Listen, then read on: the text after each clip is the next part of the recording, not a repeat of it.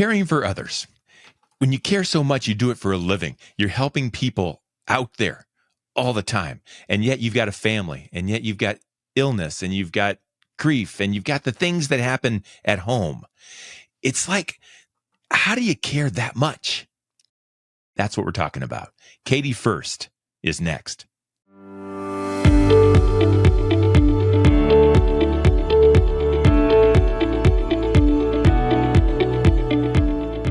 The heat is on. Let's get cooking. This is Purpose Under Pressure, sharing stories of why we're here and how we fight to make it happen. We are in our third season, folks. Thank you. And if you are here and you like it enough to listen, can you do me a favor? Hit that follow button or subscribe or leave a review or tell a friend we're here. It's important because it helps to let other people know that this show might just be worth a listen too. So thank you for that if you'll do so. Purpose Under Pressure, brought to you in partnership with the Ruby Group, Sandler Sales Training, serving sales professionals nationwide from their Akron and Columbus, Ohio, Jacksonville, Florida locations. You know, selling is an art. It doesn't happen by accident, and it's at the heart of everything you do in the business world. So if you're going to do it on purpose with the Ruby Group. You can check them out online at therubygroup.sandler.com. Folks, I consider myself a nice guy, but there are people out there in the world that are just flat out better humans than me. Most of them are. I keep trying to do my world, my for-profit world, and doing it well. But there are those who serve others in need, and I just look up to them and admire them because I can't do it. I'm not built that way. You're about to meet someone who is. Katy Fuerst is the executive director of Feeding Medina County. Katy, welcome to the show. Thank you so much for having me, Brian. I just love people who can have the heart to serve others. I don't have that. I don't even know what that feels like. I like to help people, but to lead an organization whose purpose is to do that, I don't know how I would do it. What is it about you that, because this is what you've done all your life, what is it about you that serves others in such a way? You know, that's a very interesting question. As a kid, I didn't know what I wanted to do. And, you know, it gets a little more stressful as you get into high school and college and you're thinking, where am I going? Where is my life going? Something that always sticks with me and I think is a funny story is that when I was a junior in high school and I went to a Catholic high school, we all had to take this big test and it told you, this is what you would be great at. Here's some careers. And my options were a geologist, a bus driver, or a nun. None of those are really for me, but right. The more I thought about it, and they probably did put like every other person as a nun or a priest, but I didn't, think of that at the time. But I do feel that helping others was always something that I wanted to do. And I knew I wasn't going to do it as a doctor or a nurse. That's just not something I could do. And I never really even thought of going into the nonprofit sector. It kind of found me. I was working at a pet store when I was in college and finishing my bachelor's. And one day I'm putting up these things on the rack. It was summertime dog toys. So they were like watermelons and beach balls and, silly things that your dog might want in the summertime or you might want in the summertime. Yeah.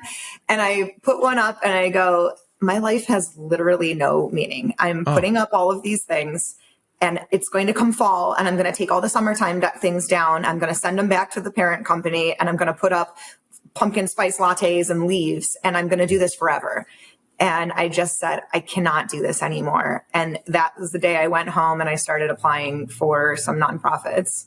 Yeah. And you said that if I'm going to do something, I'm going to do something that helps someone else. I'm just going to make that my cause. So let's talk a little bit about, let's kind of walk our way through this because Feeding Medina County in itself is a purpose-driven, passionate organization that serves a huge need. I'd like to talk about that, but then I also want to talk about how you do it. But let's brag a little bit about Feeding Medina County. It's a strange thing to say brag, but you are taking care of people. Let's talk about that a little bit. Sure. I am so proud of our organization. So we just revamped our mission. Obviously, feeding people is at the heart of what we do. And so our new mission is that we nourish our neighbors in need. And I love that. Easy to remember. Yeah. It really speaks to what we do. We're not just feeding people. We're doing our best to nourish you. Feeding Medina County, since I've come on board, has made leaps and bounds in the foods that we provide for folks. We've really shifted from, thinking about it just as we're giving you food to we're giving you food that's going to let you live an active and healthy life. So, is everything we give out perfect? No, of course not. We have some parameters to our programs that we have to stick with. We have a budget, obviously, to stay within, but we're really being cognizant of getting as much fresh produce as we can, giving people meats, particularly, lean meats and locally raised meats like ground beef, ground pork, chicken, giving people like the eggs and the dairy they need for healthy bones.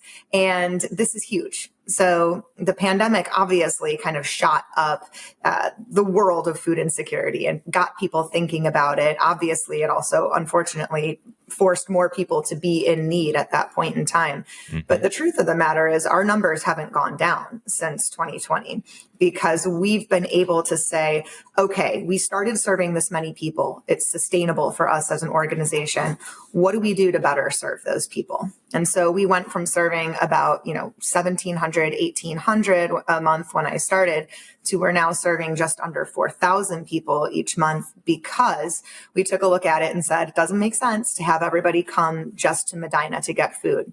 Let's do some partnerships. Let's partner with the parks in Lodi. Let's partner with the schools in Wadsworth and Brunswick and make sure that no matter where you live in the county, you have an option that's close to you and you have different times that work for you. So we're trying to break those barriers down. And that's how we're serving that many people, which I'm super proud of. Help me to understand why the problem keeps growing. Medina, the city, of course, is this beautiful, looks like it came out of a postcard type Christmas thing. It's a well-to-do community just outside of a major metropolitan. Why is there such a need, and why can't we see it? Why does it keep growing? I think there's a couple things that kind of factor into that. So one is Medina County has that rural history. So we do, we're not just thinking about the city of Medina, but all of that spread. And so, there's folks that have just lived in poverty and deep rural poverty. They might not be close to a grocery store. They might not be close to that metropolitan area. They may not have reliable transportation.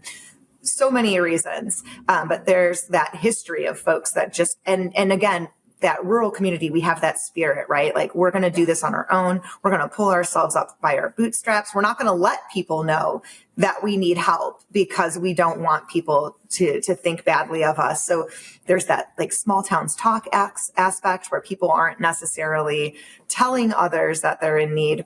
And yet they may have been, and their families may have been for years and years.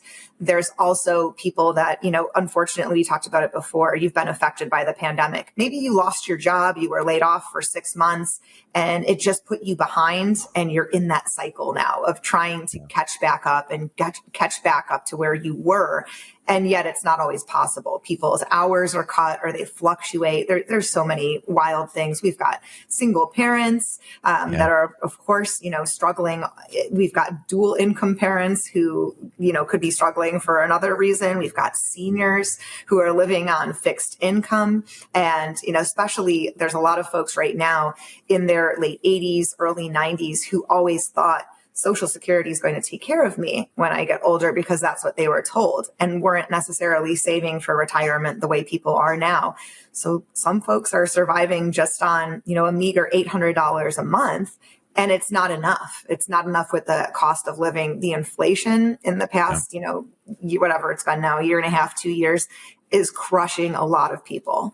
And so we see folks who never have struggled before, who now, when you pay your mortgage and your car payment and all those things that are important that you have to pay, what you don't have money left for is food, is clothing, are those expendables that really aren't, things that you can just skimp on. You still need them to survive, but they're not tied to your credit report or tied to a home or a car that could be taken away if you're not paying for it. Yeah, things have gotten a little bit out of control when it comes to inflation. We bought one of those large cans of I don't even know what kind of brand it was, but it was chicken. It was canned chicken, one of the big cans. It was $17. Yeah, I had to look at the price again, and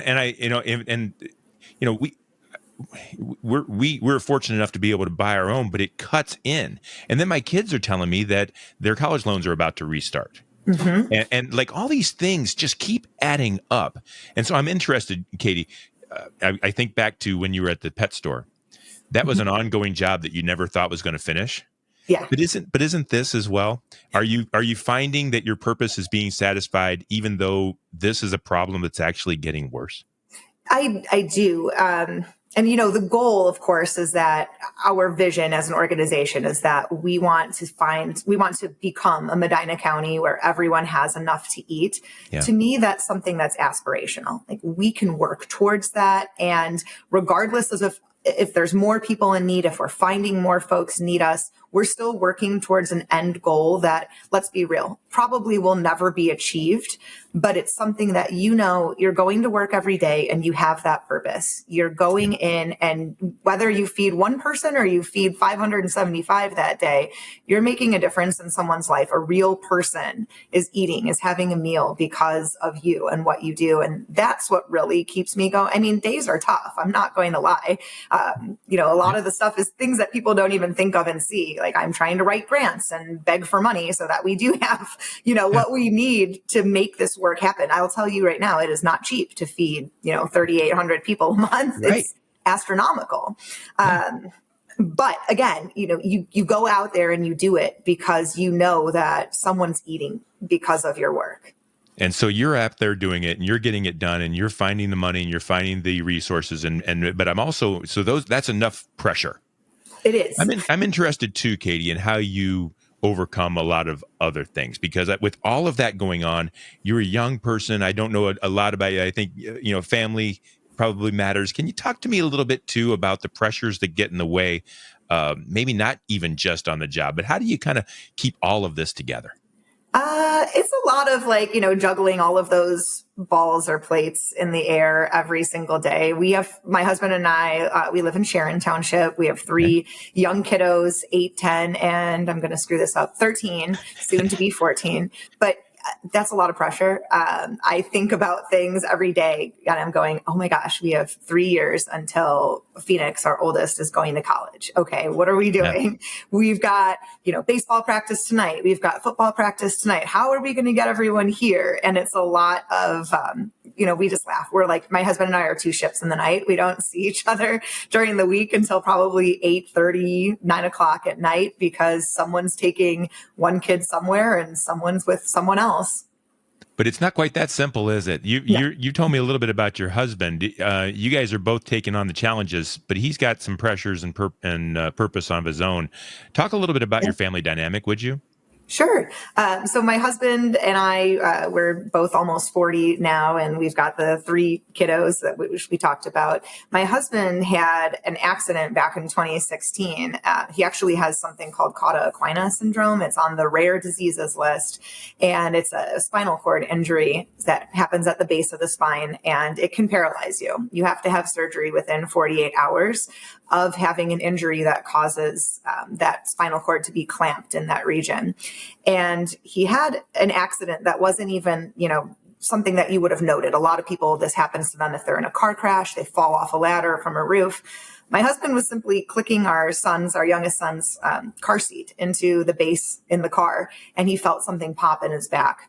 And within 24 hours, he could not walk. He could not go to the bathroom. We knew something was really wrong.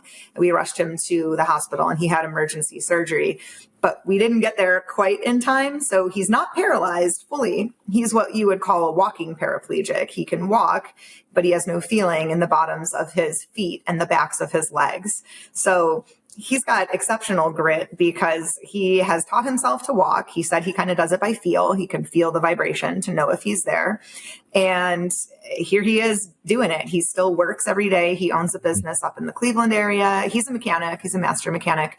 Him and his friend here, his friend lives in Hinckley. They've owned this shop for 11 years now, and it's only 3 of them. So they're up there, they're working on fleet vehicles, they're running the day-to-day business aspects. And then both of them we're Highland family. So we both come home and everybody's running around to get the boys to football practice and, kids to where they need to be. It's a lot. Sandler rule, only decision makers can get other people to make decisions. Each and every day, we have a decision to make. Also, when we're with buyers in our sales process, we have a decision to make how we're going to lead that interaction. And if I'm somebody that can make daily commitments and keep those daily commitments, then when I'm with buyers, I expect them to make commitments and keep those commitments to me throughout that sales process.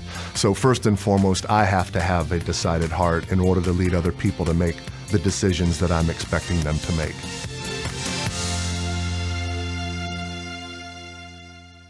You're overcoming these pressures regardless of the things that you have to do. I'm interested in when that happened. Mm-hmm. How did that affect everything else? You're already caring for 3,000 people with food and all. You're already doing that for others. How are you able to shift and also take care of yourself and of your family and of your husband? Oh boy. Like right now? Anytime. I mean, that's just got to be a lot. It is a lot. And I don't have a good answer for you other than what motivates me, is at work is helping other folks. What motivates me at home is giving my kids the best life that I can. So, that's kind of where I see things. Like my entertainment, my husband's entertainment is, watching the boys at football practice or spending Saturdays with them on the field and watching them. I was lucky enough to coach our youngest when he played flag football. And that was probably one of the most rewarding experiences of my life as a parent, is just being able to be there and be on the field and see you and your friends grow as athletes. Our daughter rides horses. She's got vision issues in one eye, and to see her kind of when she gets on these animals to put that aside and say, okay, I'm going to trust in you and we're going to literally fly because we're going over these jumps and we're running around these arenas, and to see her confidence grow. Those are those moments that make it all worthwhile for me. And I know it doesn't sound like it's something for myself, but it is. I never had those opportunities as a child, and I just want them to have like the world. And I know, I can't give them everything, but I want to give them at least like the confidence in themselves, that ability to push through when times get tough, and just to know that their parents are there for them and that we're watching and we love it. And are you relying on your family as well to help you with things like that, because that's a lot on your plate? I keep thinking about the people that are hungry and the people that you're serving, and yet you've got this whole other world to take care of as well. Do you have a support system, and is that strong? Not really. Unfortunately, I lost a lot of my family members since 2020. So my grandmother passed away. My dad passed away in 2021. And my dad and my stepmom live pretty far away anyway. I lost my best friend, and then my last living grandmother, she passed away earlier this year. I do have, like, my mom is close-ish, about an hour away from us. My godmother and my favorite aunt lives 20 minutes away, so she helps me out a lot. We're actually going to go there and see her and her boyfriend tonight. So there's family, but they're not. I see some people who are so lucky and like they've got their mom and dad who babysit for them all the time, or who can drive people and transport them. I don't have that. My mom works. My stepmom lives 3 hours away in the Dayton area. My husband's parents are up near Cleveland, but his mom had a stroke when she was 5. So his dad takes care of her a lot. It's not possible for them to come down here and do these things for us. So a lot of it does fall on us. But we always have people we can talk to. See, I love the smile. You haven't stopped smiling through all of this. And I think that's amazing. I think about the people that you serve. I think about myself. I talk to you about, there are people that are better humans than me. Like, if in my world, if something happens and something, right, for instance, right now something is happening, I'm having to have a couple days off. I call my customers and say, social media might be a little slow this week. Yeah. It's no worries. It's not the end of the world. Right. In your world, when things like that happen, when you're taking care of your husband and trying to take care of you, and you've got grief that you're trying to deal with, yet people aren't eating. Right. How do you, when you're not able to be there and get things done, how do you rank when you're in a nonprofit world taking care of others? And it's so important that you do it well. And yet you've got these pressures at home. How do you rank things? How do you prioritize your day? Well, I'd be lying if I said, my job isn't high up on that priority list, because I pride myself in what I do and making sure that people have what they need. We've got the most amazing staff at Feeding Medina County. So I know that I have folks there that if the going gets tough and, like today, I'm at home right now and I'm coming in a little bit late, I know that Dan and Kelly and Christy have that office running, and Jeff in the warehouse. Like, there's nothing for me to worry about. It's taken me a long time in my career to get to that point where I can say I trust fully in my staff that they're going to do what needs to be done. But that's been really life-changing for me, because it kind of gets rid of that type A attitude that I have and says, okay, you've got a staff that, you work with every day. You know where their heart is. You know they love the work. You know they're going to handle it. And so that has been, a life changer for me, just knowing that I can, even if I'm physically not in the office, like when I broke my leg this summer, my leg and my ankle, I had to stay home for a month. I had to elevate my leg and I could not put my foot down. They brought me my laptop. Kelly drove over to my house, brought me my laptop, brought me what I needed.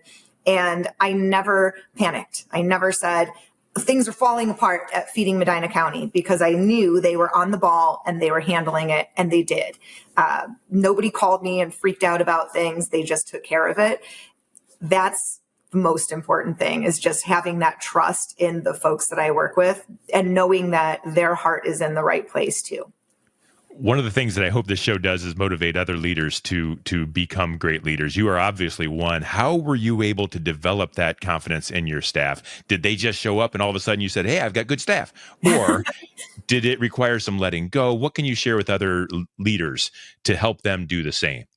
Two of the staff members, Dan and Kelly, were there when I started. So they've got technically seniority over me. Dan has been with Feeding Medina County over 10 years. I knew immediately upon meeting him that he loved his job. He loves what he does. And we kind of just clicked right away, because it was the two of us sitting there in the office.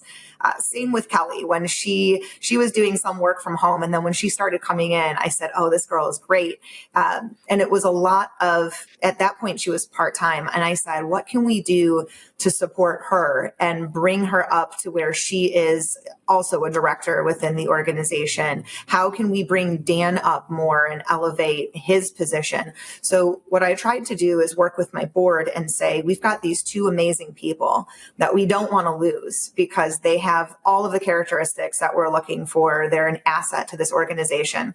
So part of it was, how can I develop my staff, make them, elevate them in their career, make sure that they're getting the satisfaction out of it, not just at the, we're feeding people, we're doing good level, but at that like career and purpose level. Am I being appreciated by the organization that I give so much to? And yes, we can do that as leaders, because we can look at their job descriptions. We can change your title. We can give you a salary bump.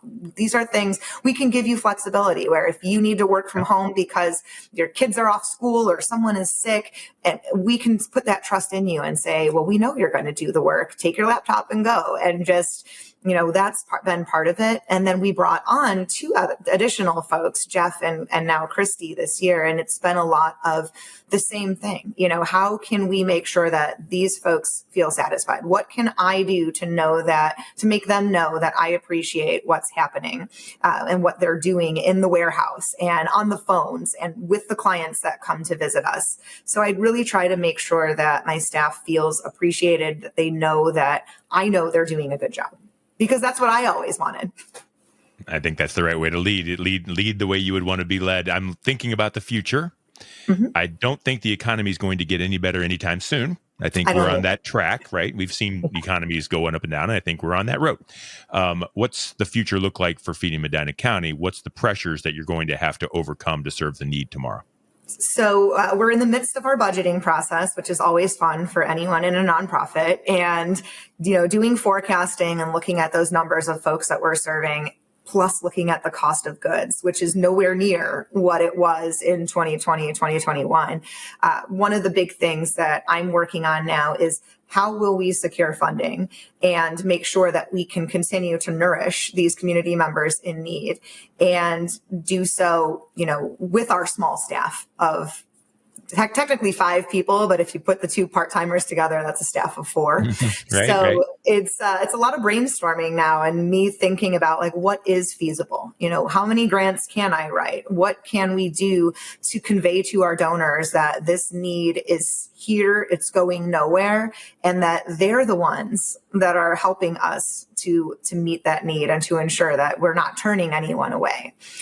So that's been a lot of things on my mind right now, is just looking at the funding and looking at the future, right? We want Feeding Medina County to be here essentially in perpetuity.